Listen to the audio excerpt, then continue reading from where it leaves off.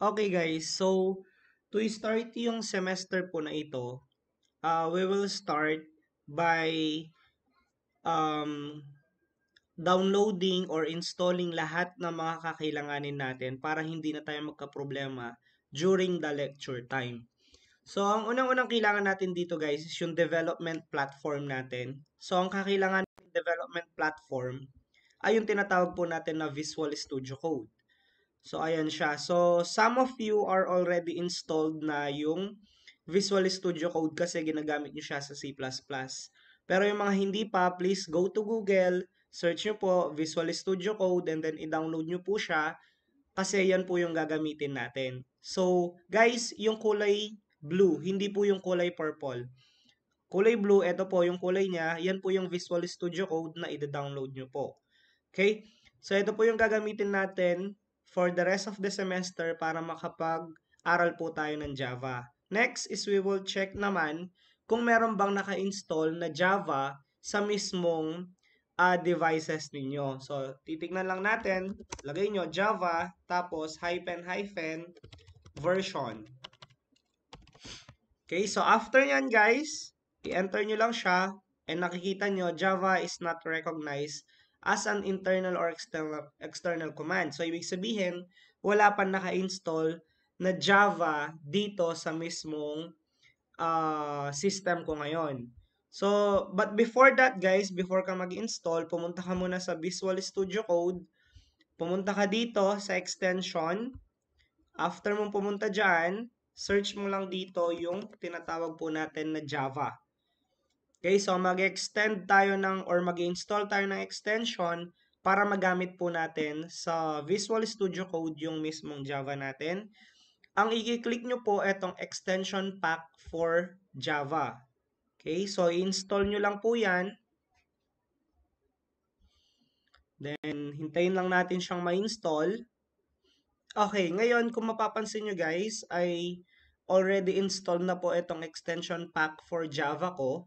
Ngayon, kung mapapansin nyo dito, please download and install a JDK to compile with your project. So, yun kasi guys, wala pa akong JDK which is yung nakita natin dito sa aking CMD. Wala pa naka-install. So, ang kakailanganin ngayon natin is mag-install ng JDK.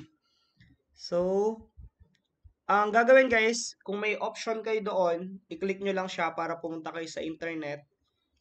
And then, i-click nyo lang kung ano yung maida-download natin dito. Pero ako guys, I already download it. So, ibibigay ko na lang yung link sa inyo or sa magbibigay ako ng link sa baba or sa comment section nitong video. So, i-check nyo na lang para i-click nyo doon yung JDK na i-download nyo. So, ang gagawin nyo lang, i-install nyo lang yung JDK na yon. Okay? So, after nyo ma-install yon, okay na nun. Pero, kailangan nyo ulit bumalik dito para ang gagawin nyo guys, close nyo yan. Close nyo ulit yan. Punta ka dito. Create Java project. No build tools. Ang i-click mo. After nun, punta ka sa desktop or kung saan mo siya gustong i-save. Yan, new folder. Lagay mo Java, yung folder. And then, select the folder location. Click. Okay, tapos lagay mo dito yung Java project name mo. So, example, first Java. Then, click enter. Pag enter mo guys, makikita nyo, ayan na po yung folder natin. Okay, so automatic na yan. Yung gagawin nyo na lang, right click nyo itong source, new. Okay, so gawin mo, ito yung bagong class mo ngayon, mainframe.java. Okay, so pag enter mo ngayon, ayan na ang Java mo guys. So makakapag-code ka na, pero as of this moment, hindi pa kasi wala ka pang JDK na naka-install or yung development kit na i-click mo sa baba yung link. After mong maklik, i-download mo yung i-download doon and then i-install mo sa system mo. After that, okay ka na. Okay, so after nyo ma-download yung link, guys, or yung pinapa-download kong JDK, eto siya ngayon. So after nyo i-click yung link, eto, pag na-download nyo, install nyo lang siya. So, hindi naman siya mahirap i-install. Next ka lang naman. So, wala naman siyang, hindi naman siya ganun kakomplikado. So, hintayin nyo lang matapos yung pag-install ng JDK natin. And after that, you're all goods na para sa programming natin ngayong semester. Okay, so after ma-install, yan po siya, finish na natin. So, after nyan, all goods na kayo, wala na kayong problema ngayon.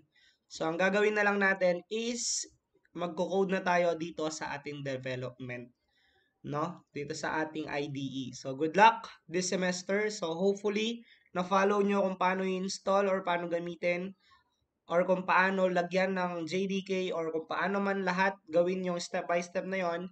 And if nagawa nyo lahat yon, na-follow nyo lahat, you're all goods na for this semester. Okay, so good luck!